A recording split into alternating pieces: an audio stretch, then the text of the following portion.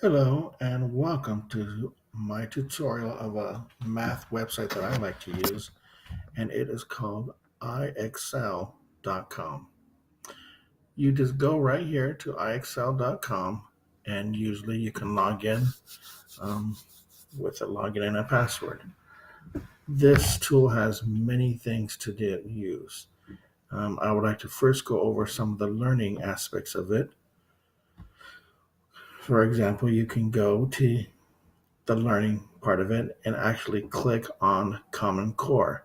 So if you have goals or things you want your students to work on, for example, you can click on Common Core right here, then go to Math and say you have third graders.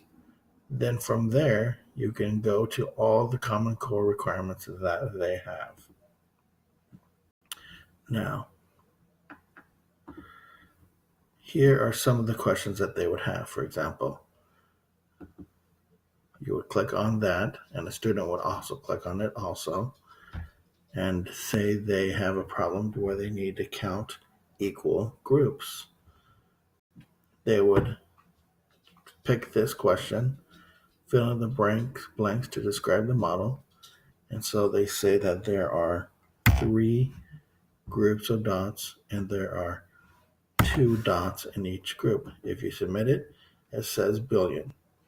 Now, if they get it wrong, for example, they say there are 2 groups of triangles and there are 1 triangles in each group, and you submit it, it would be incorrect, and then it gives you a brief explanation of why and how to do it.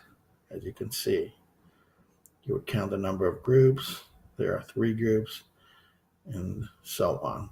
Then you would just simply say they got it. Now, if they look at a problem and they have no idea how to do it, they can go right here and say not feeling ready yet.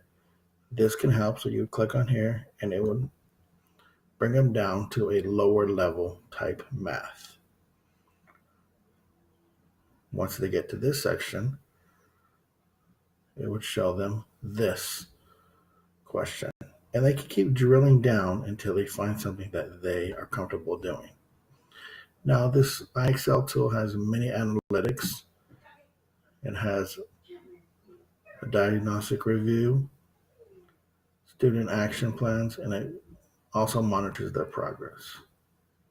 So it's a great tool. I love to use it. Thank you.